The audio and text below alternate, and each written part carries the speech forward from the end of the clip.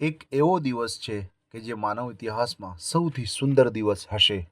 કેટલાક આ દિવસને નિહાળશે તો કેટલાક દુર્ભાગ્યવશ નહીં જોઈ શકે. પણ જે લોકો સાચી સફળતાનું રહસ્ય જાણે છે, ઇન્શાલ્લાહ તેઓ ત્યાં હશે. એ તમામ લોકોને જન્નતમાં પ્રવેશ અપાયા પછી તેઓ જન્નતને નિહાળશે. આપણે આપણા સુંદર ઘરોને જોઈશું. આપણે દરેક વસ્તુને જોઈને તેનો આનંદ માણીશું. અને ઘણી બધી અહાદીસમાં આનો ઉલ્લેખ થયો છે.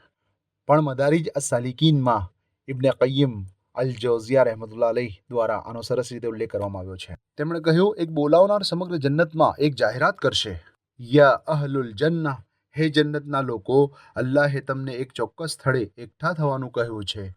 તો આ સ્થળે આપણે બધા ભેગા થઈશું અને તમામને પોતાના દરજ્જા પ્રમાણે બેસાડવામાં આવશે.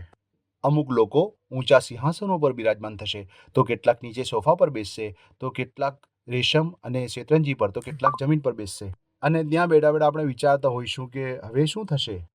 અલ્લાહનું અર્શ સિંહાસન કે જે જન્નતની છત છે, એની કલ્પના કરવી પણ ખૂબ અઘરી છે કે અલ્લાહનું અર્શ જન્નતની છત છે. પરંતુ અલ્લાહનું અર્શ એ સ્થળે નજીક લાવવામાં આવશે. અલ્લાહ આપણને સંબોધન કરશે, યા અહલુલ જન્નહ અસ્સલામુ અલૈકુમ, હે જન્નતના લોકો, શાંતિ તમારા પર રહે. અને આપણે કહીશું, અલ્લાહુમ્મા અંતસ સલામ વ મિનકસ સલામ, હે અલ્લાહ, તમે શાંતિ છો અને શાંતિ તમારામાંથી આવે છે. અને પછી અલ્લાહ કહેશે, આ એ વધારાનો દિવસ છે કે જેનું મેં તમને વચન આપ્યું હતું. કુરઆનમાં અપાયેલ વચન પ્રમાણેનો આ વધારાનો દિવસ છે. આજે તમારી જે ઈચ્છા હોય તે માગો અને તમારી ઈચ્છા પૂર્ણ કરવામાં આવશે. અને હકીકતમાં તો જન્નતમાં બીજું શું જોઈએ? હે અલ્લાહ, આપે અમને જન્નત આપી દીધી, અમે જન્નતમાં છીએ. અમારી પાસે જે જોઈએ તે બધું જ છે.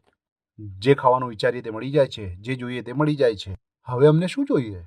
આપણે કહીશું, હે અમારા પરવરદિગાર, અમને આપને જોવા દો. હે અલ્લાહ, ધરતી પર અમે આપની લાંબા સમય સુધી બંદગી કરી પણ તમને જોયા નથી.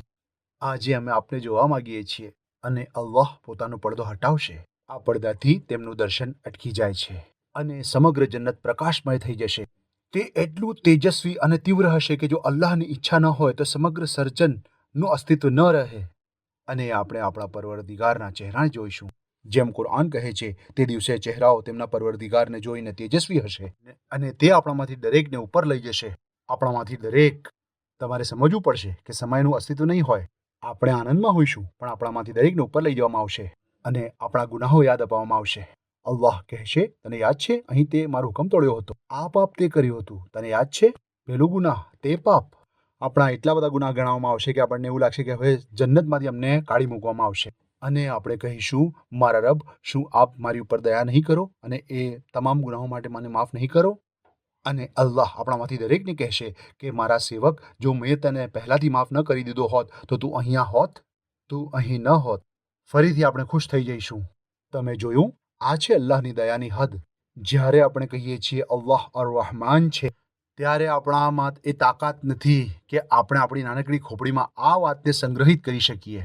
તમે કેમ સમજી શકતા નથી કે તમને અલ્લાહે આટલું બધું આપ્યું છે અને દરરોજ તમારા જીવનમાં કેટલી બધી દયા કરે છે અને તમારા જીવન અંગે એ તમારાથી શું ઈચ્છે છે? તેનો આભાર વ્યક્ત કરવા સર્વશ્રેષ્ઠ કરો. તેની ઇબાદત કે બંદગી કરવા માટે તમારાથી બનતા પ્રયત્નો કરો. અને તમને ખબર છે કે તમારાથી ભૂલો થશે, તમારાથી પાપ કે ગુનાહ થશે. અને જો આવું થાય તો તેની પાસે પાછા ફરો અને પસ્તાવો કરો. રસૂલુલ્લાહ સ્વલ્લલ્લાહુ અલૈહિ વસલ્લમે ફરમાવ્યું, દરેક માનવીની સાથે બે ફરિશ્તાઓ હોય છે, એક જમણી બાજુ, એક ડાબી બાજુ. એક સારા કાર્યો લખે છે, એક ખરાબ કાર્યો લખે છે. જમણી બાજુએ સારા કાર્યો તરત જ લખાઈ જાય છે. જ્યારે તમે ખરાબ કાર્ય કરો છો તો ફરિશ્તાને તરત જ લખવાથી રોકી દેવામાં આવે છે. અહીં જુઓ, અમુક સમય માટે તેને લખવાથી રોકી દેવામાં આવે છે. અમુક કહે છે 6 કલાક જેટલો સમય તેને રોકવામાં આવે છે. તેને લખવાથી અટકાવવામાં આવે છે. શા માટે તે રાહ જુએ છે? અલ્લાહ ફરિશ્તાને કહે છે કે થોબ, મારા સ્લેવને, મારા સેવકને મારી પાસે પાછો આવવા દે અને તું લખે તે પહેલાં જો તે મારી પાસે પાછો આવી જાય તો લખતો નહીં, કંઈ જ લખીશ નહીં, આવું બન્યું જ નથી. અને તમે મને કહો છો કે તમે જન્નતમાં જઈ શકતા નથી? તમે કહો છો કે તમારું જીવન બહુ જ ખરાબ છે અને તમે બહુ જ ખોટું કર્યું છે. અલ્લાહની નજરમાં એક સારો મુસ્લિમ કહેવાડવાને હું લાયક નથી. તમે કોને મૂર્ખ બનાવી રહ્યા છો? તમે પોતાની જાતને મૂર્ખ બનાવી રહ્યા છો કે બીજા કોઈને મૂર્ખ બનાવી રહ્યા છો? કારણ કે તમને ખબર છે, તમે તમારી તમામ સમસ્યાઓ જાણો છો. આપણે એકબીજાના વિશે વિચારીએ.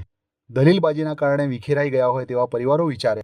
કોઈ વાતને લઈને વર્ષોથી વાતચીત ન હોય તેવા ભાઈ બહેનો વિચારે. એક ક્ષણ માટે આ બાબતે વિચારો. આટલું બધું થવા છતાં આપણે અલ્લાહ પાસે અપેક્ષા રાખીએ છીએ કે અલ્લાહ આપણા બધાને માફ કરી દે. શું તમે માફ કરી શકતા નથી? જો તમે માફી ઈચ્છો છો તો તમારી પર દયા તમે ઈચ્છતા હો તો તમારે માફ કરતા શીખવું જોઈએ. રસૂલુલ્લાહ સ્વલ્લલ્લાહુ અલૈહિ વસલ્લમે કહ્યું, જેઓ દયા કરતા નથી તેમના પર દયા કરવામાં આવતી નથી. જો તમે દયા શીખવા માંગતા હો, જો તમે વિશ્વમાં દયા કરવા માંગતા હો તો પોતાની જાત પર દયા કરો.